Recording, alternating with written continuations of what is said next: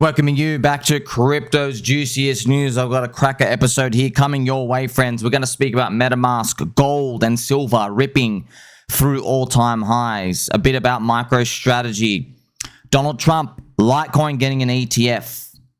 Bank of England, StableCoin SuperCycle, all of that coming your way and more, friends. I am noticing everybody is still turbo bearish out here. All of the KOLs, it's very interesting. Whenever they say, oh, it's all over, they will then look to the crowd and they will say, oh, you all don't want it to be over, therefore it's over. I'm going to take the opposite position.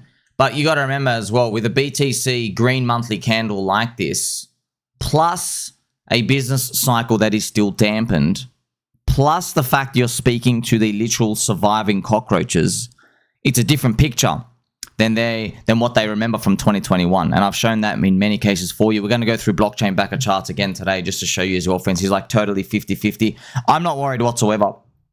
I'm not worried literally whatsoever at all, because I know there are so many diamond hands left in altcoins. Like we've been tested for so long. You got literally nothing to worry about. Doesn't mean the market can't go down or anything. No, it just means like no one's over leveraged.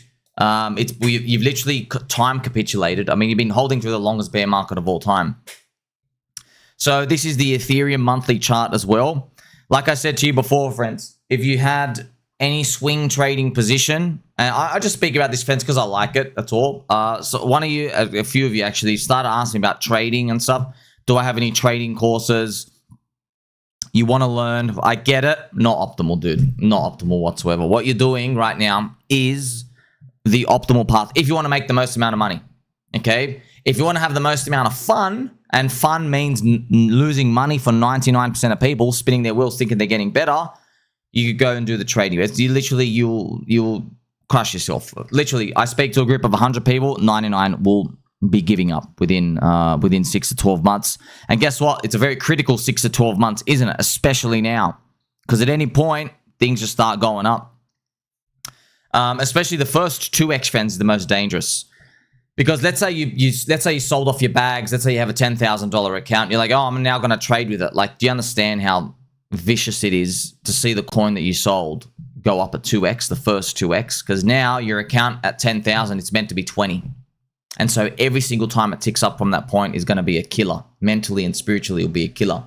This is the Ethereum chart, friends, and hopefully Ethereum continues to push up for the rest of the year into, like, say, 7,200, the major macro fib. But we have a lot of 4-year cycle Jeets which are still present. What I'm now going to do is let's switch it back to BTC. I'm just going to show you Bitcoin on a short-term price action here. And I've just cleaned it up a bit, made it a bit family-friendly, removing the previous, the little blue lines were the daily levels. These are just like monthly and weeklies. So remember, Bitcoin is really in no man's land above this 125K zone. So it did do a fake out, didn't it? It likes to do this, doesn't it, friends? Come out and does this crappy little rubbish fake out. That's why you got to be careful of these levels exactly if you're trying to play for momentum a lot of the time. But we need, obviously, this to basically just got to clear this zone. We just got to clear this zone and then get ready. And then maybe there'll be one red candle and then we continue up. But we don't know what can happen, right? Because it could always flush down with the rest of the stock market if it really wants to. I mean, like, you got... Like, it's very easy for Bitcoin to trade at 118,000 before it continues higher. So we're still stuck in this little range. We're near the highs. We're almost there, but we're not there quite yet. Okay. The ETH-BTC ratio is still at shockingly low levels. I don't know how it's going to play out from here. Hopefully, we go back to above 0.05 because of the Ethereum spot ETF price. That's where it launched. But having a look at Bitcoin on the weekly as well. The weekly looks good. Look how strong that weekly is. So this is what you want to see. Okay, so friends, when I showed you the 4-hour chart, you go out, you're like looking at these little levels and looking at these little fake outs and stuff. But look at the big time frame. It looks completely fine. I mean, it's literally settling above the all-time high in new all-time high territory. That's why it looks juicy. Bitcoin having a crack up here.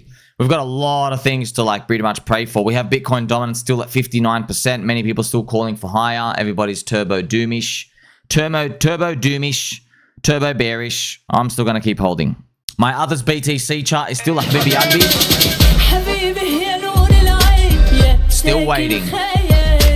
This is the others BTC, friends. We had a reset in September, so everything is still going trash. My gosh, I want to show you how bad it is, friends. Altcoins have reverted back to June 2017 levels still. I mean, that's how shocking this thing has been. But it's all because of the business cycle. We understand what it is. It's what's it gonna take for the business cycle to go up, don't know. But the racist Russell 2000 is closed back above its all-time high. So it's still stalling around from here. Hopefully we get more like interest rate cuts or something to just ignite everyone. Remember, this is pretty good. This is pretty good for the Russell 2000. Racist Russell 2000 through all-time highs, daily candles, taking it one step at a time. Now, the big culprit. Why did everything stop? Because of gold. Gold and silver, friends, have been absolutely soaring, okay? Going like literally to the moon. Gold hit, what is this? 4,000, hit 4,050. And this does conclude, actually, the 8th green week in a row for gold. Gold as well, friends. Remember, gold is low, very low, on very low risk in terms of its downside. It doesn't like do these 50 to 60% capitulation drops. Even if you put gold on a monthly chart, you can just see gold when it actually like drops from 2012. This is 40%. This is 2011. But since then, look how much it drops. It only drops 20%, 7%. Look at this, 7%. That's how much gold drops. And that's because it's literally, it's inert. It doesn't do anything, but it is the world's oldest network effect of money. Okay, and gold is the chosen store of value, oldest network effect, most solid. Okay, and when it comes to gold as well, remember, like I said, it doesn't do anything, but every time they print money, it finds its way to gold. Gold is literally just tells you what the real inflation rate of the world is right now. The whole world is about 6.5%, 7.5%, but it doesn't move linearly as well. That's the tough part with gold. Gold is more like insurance. It doesn't like give you this like nice linear 6.5% money supply inflation every year. If it did, there'd be no reason to like ever own any stock market in the world. You'd just accumulate gold if it wasn't the case. But with gold, yeah, it has these periods of like, 5 to 10 years, just as decades where it just does nothing. And then when it starts ripping, it starts ripping. That's how it creates all these gold bugs. And then they have everyone's interest in the gold miners, etc. Now, I've got to remind you as well, friends, we have the business cycle. Remember, we're in month 35. The worst month ever in history, the worst period ever was 42 months, okay? But in that 42 months, when it happened, there was a spike up to a PMI above 52, and it came back down. We didn't even get that. So we are literally, technically, yeah, we're actually in the worst period of all time. And we have, hopefully, the 5-year bond duration that's going to continue into next year. And they hopefully do a lot of like resets when it comes to the interest rates and liquidity and stuff out here for us to pump. Remember, we have about 2 or 3 interest rate cuts coming ahead. This is the US 2-year Fed funds rate with the spread of the US 2-year bond and the Fed funds. So you basically get to see their interest rates expected ahead of time. It's about 2 to 3. But remember, that does change as the data comes out. Is it stronger or weaker?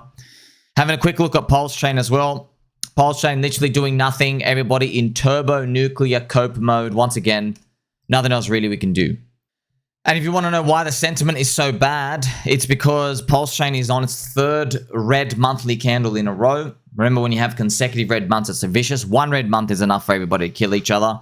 But that's pretty much it. Everybody feeling, I know everyone's felt like total regret for a long time.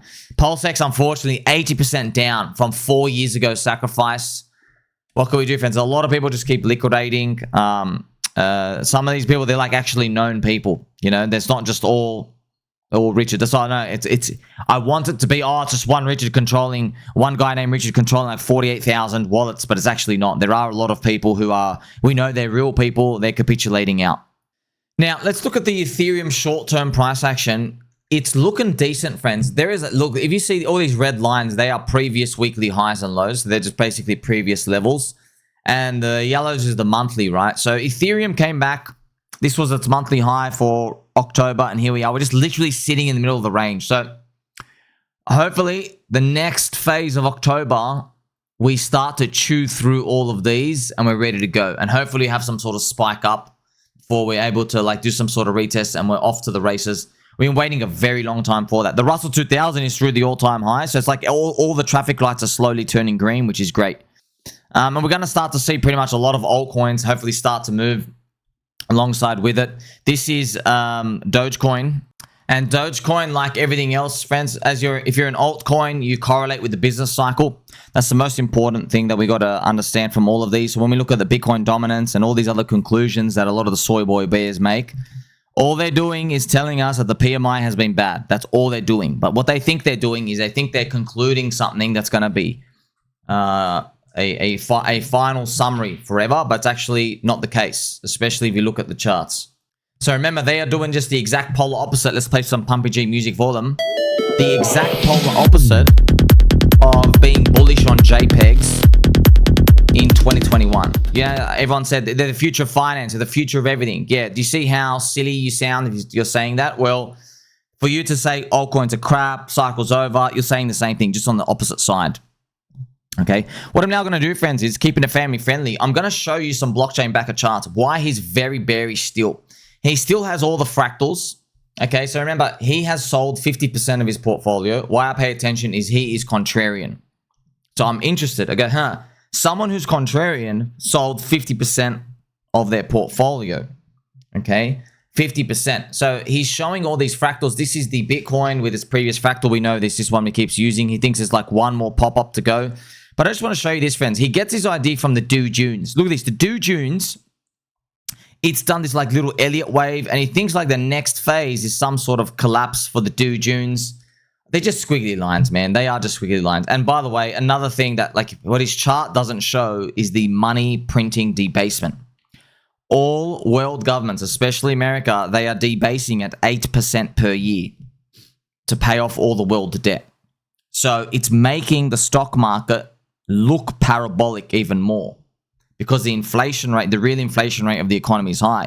But they don't report the right number of the kippy, do they? No, they don't. The kippy's a lie. It's a CP lie. They tell you, oh, everything's only going up 3% per year. Complete bullocks. It's going up more like 15%. But the actual money supply rate, if you include everything, that's growing at 7.5%. Okay, now that is a huge difference. Yeah, 1 year, okay, if something's $100, the money supply says it went up to $108, 108, but the government is saying, oh, it only went up to 103. Yeah, you just do that for 1 year. Compound that for 5 years. Compound that for 5 years. In 5 years, enormous, friends. The item is now worth like $155, but the government says it's only worth $115. And then compound that for another 5 years. Oh my gosh. Whoa. Now you've got a $200 item and the government says, oh, this thing's only worth $130. Compare $210 to like $130. You see it just keep going? That's what's been happening over time. Okay. This is also, friends, why everyone's concerned as well is the US Fed cutting cycle. When the US Fed cuts down, it's because the economy's slowing in the past. However, there's this period he doesn't even look through here. So, friends, there's so much cognitive bias, man. I can't believe it. Like, there's so much cognitive bias. Like in the 1990s, I've went through this with you so many times. In the 1990s, they cut rates and the stock market boomed. They cut rates because we had the tech boom. And I'm saying, well, we have very similar outlook with AI right now. AI is powering the world. Friends, AI, so many amazing things. AI, friends, think about this. I was just thinking, before we even make a Neuralink, you know, what if AI, you could hook it into like your glasses for, let's say you're blind, you can't even see, and you have like AI glasses and it's describing for you like what you're looking at. Where am I? Imagine you just take the glass, hey, where am I? And it goes and it starts talking to you. Or the AI, it can start to read what's on your computer screen. I'm just giving you ideas of things that it can do, you know? Because we're just using them to make like movies where they're putting a Pikachu everywhere, making a Pikachu go through Rambo and stuff. That's actually really funny. They're putting Pikachu in like all the movies, friends. Pikachu and Mario. Which is, it is very cute. It is very cute. They're just like recasting Pikachu as the main star of all the movies. That's the first thing we're doing. But you just got to think, right? Remember, I told you about Palantir as well, friends. Palantir AI, okay, once we start to see a few examples, just one unicorn of a company saying, we were losing money, we plugged everything to AI, now we are profitable. We just followed everything AI told us to do. to get a better product market fit and to do that. And now we're actually winning, man. It will literally explode. Think about the retail popularity of that. This is another blockchain backer chart. This is the one he's actually bullish on. This is Ethereum. He says it shows Ethereum just like the zombie virus. I've showed you this many, many times, where it has a resolution to the upside. So however the Ethereum cranks up through, this is the $6,000 to $7,000 zone up here. I personally, friends, I won't be surprised if Ethereum goes to say 5,500 and by the end of the year comes back down to 5K or 4,800 and everybody gets out 4-year cycle and they're all out here. And then we actually have to run into 2026. I won't, just be prepared for that, because we've seen this many times, friends. How many times have we come to this point? I'm like, that's weird. Everyone's thinking of selling soon. And I'm like hoping, I go, okay, maybe we only rally a 3x instead of a 10x. No, we don't go 3x move. We only move like 50% and then we just slap back down. That's what happened every single time. So maybe we have to hold through that once again. This is a Litecoin chart as well, friends. Just to remind you, 80% of altcoins last cycle did not break their all-time high or even touch it. 80%. Okay, everything just retraced. So only 20% of coins touched it. But guess what? Litecoin was one of the 20%. So it just broke the all-time high by $1 and then it just dropped back down 85% anyway. So yeah, it's very tough, friends, to make altcoins continue to grow. Hopefully hopefully we got formulas now. Like there's another thing. Like now there's a lot of layer 1 chains where you can make a base community. You put a DEX for them. You put a casino for them. You put NFTs for them. Maybe these are the things that help establish basic network effects into the future. Now, this is another fractal that he's scared about. But friends, we're just looking at all these fractals all the time. Let's play some angel music for everyone. Because you can look at it, you can look at the data any way you want, man. Any way you want. Everyone sees the same stuff, you know. But I don't know what comes around the future, but I know if we go down, everyone's a strong hand. I know that for a fact in altcoins. You know that, dude. We've been waiting 4.5 years. You've been waiting 4.5 years. Think about all the people who've sold, left based off time capitulation. Yeah, or 4.5 years. There's no leverage. Okay, leverage only piles up after you go up. There's no leverage down here. You see, that's strong hand stuff. I also want to show you his most bullish chart, friends. This is it. This is the only reason why he said he's still 50% in altcoins. In his portfolio remaining. Pretty much here. This is the Bitcoin dominance chart. But what he's done, friends, is he's called a safety trade. So he puts a dominance of Bitcoin, Ethereum, Tether, and USDC.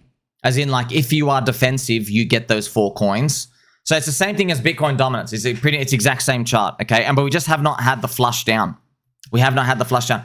Another way to rewrite that chart is for me to tell you, we have not seen the PMI tick above 52. It's the exact same thing. We are talking about the exact same thing. It's just that I'm looking at another part of the macro economy outside of crypto. That's why, friends, if you notice, everybody who's looking within crypto, they get scared as hell. They do. But once you start looking at what's happening out there in the macro world, you start to get an idea that we fit in the middle. We fit in the middle as just a puzzle piece. And I don't see any cause for concern at the moment. Because remember, friends, a bull market dies on euphoria. We're so skeptical, aren't we? Right, well, we're going to go down. It's really over. So skeptical. You grow a bull market on that. And remember, the bull market will end when you kill the final bear. Right? We got a lot of bears, don't we? All the 4-year cycle Jeets. Yeah? We got to basically make them capitulate next year or something. Make them literally realize that they did something really, really wrong. But, you know, it's going to take a lot. It's going to take a lot. Okay, so friends, we've seen gold and silver ripping to new all-time highs. It's like risk off. Hopefully they stall out, but there's no guarantee. We just need them to like go sideways and stall out. We also have, friends, news. MetaMask have launched their in-wallet perpetuals trading through Hyperliquid.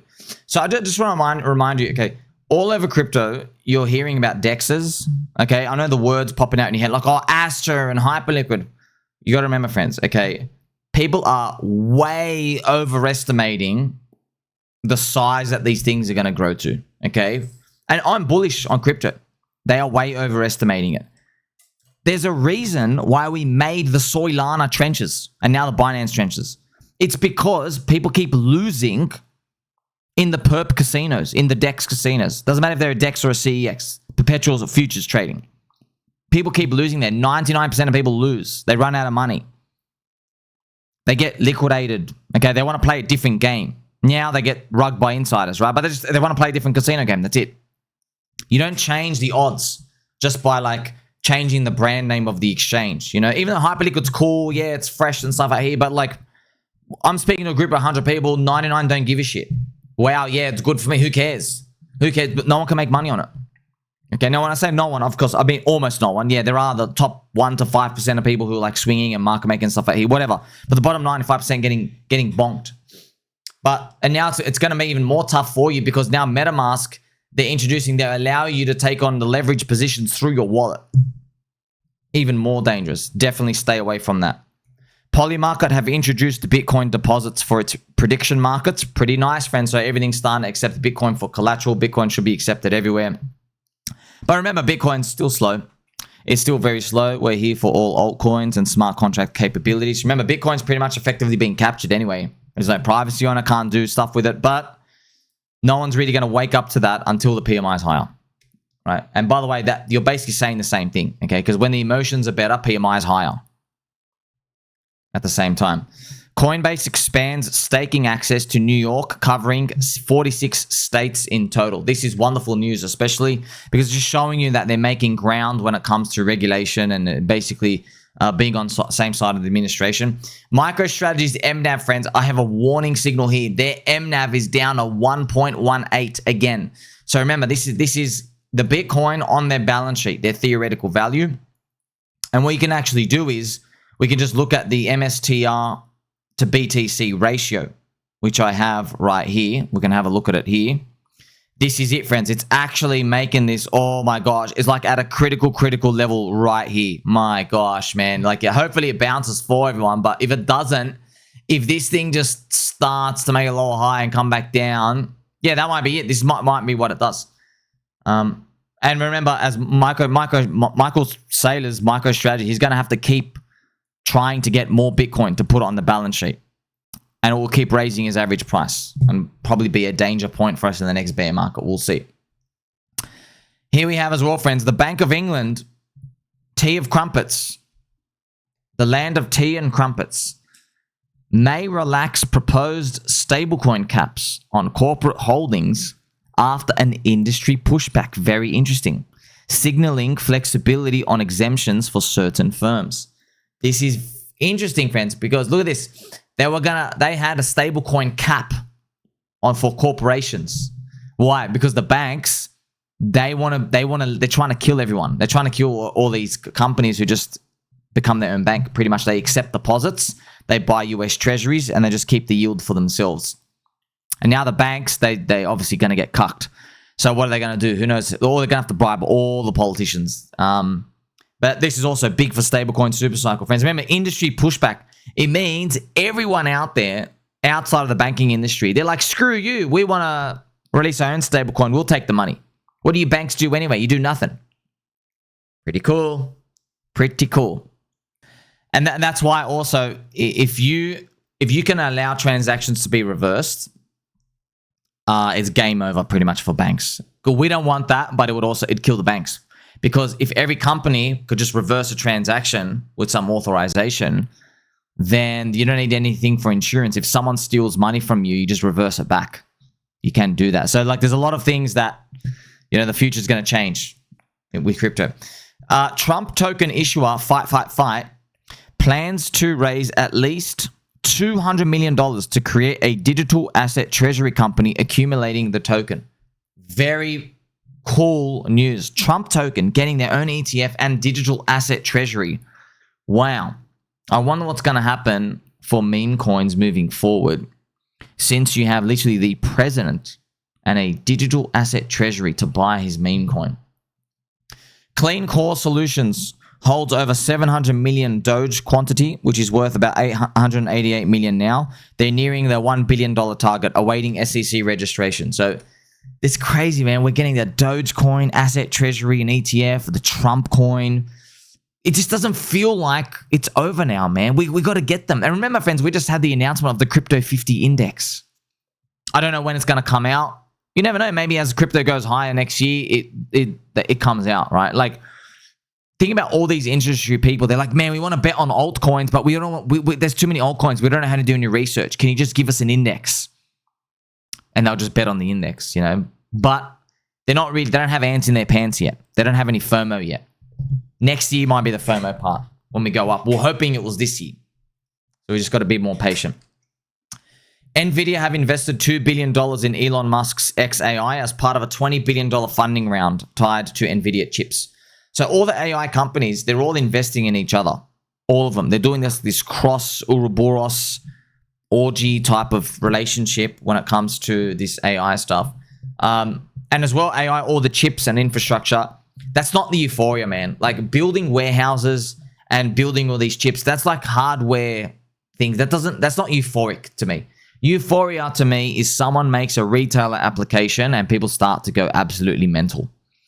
You know, it's kind of funny, friends. You know, AI, you can now speak to it. The voice is very fluent. Even I speak to it. I can't believe it, man. They've literally invented the AI voice has mimicked human voice so well. They're like, yeah, absolutely, yeah. And it has stutters in it. And it's, oh my gosh, man. It's just the way it talks. I'm like, oh man, it's a full human. So what's the next part? What, we put it in a robot?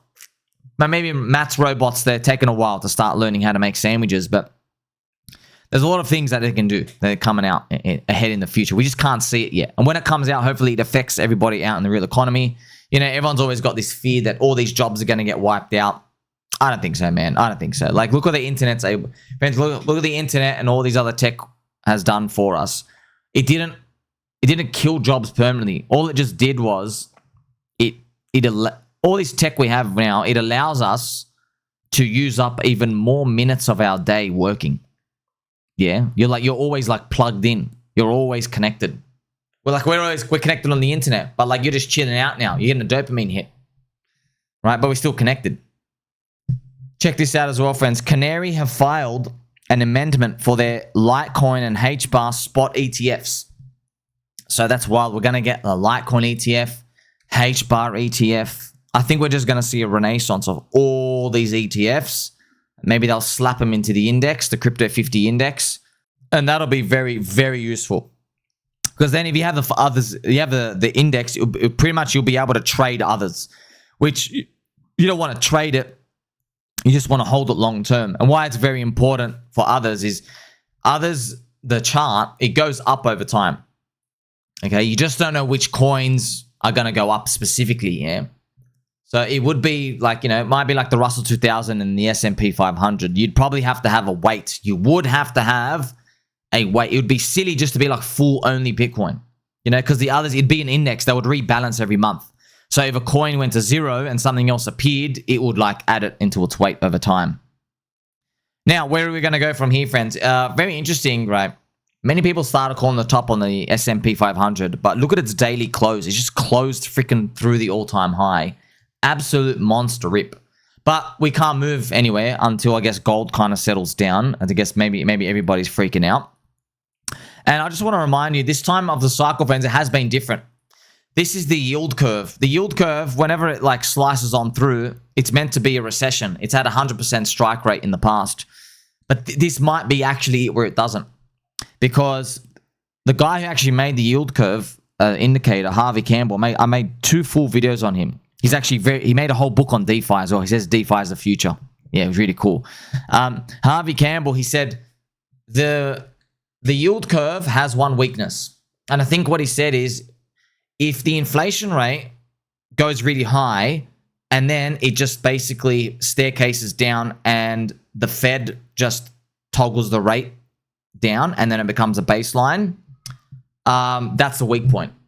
Because I think what the model will think you're doing is, it thinks when inflation's coming down, it thinks you're cutting because of a recession, but actually what's happening is you're cutting because the inflation's coming down. And that's actually what we've seen in the past, what's actually happened before. See, the US Fed started cutting rates, but they weren't cutting rates because the jobs have gone bad in the last 1.5 years. It was just inflation toggles down.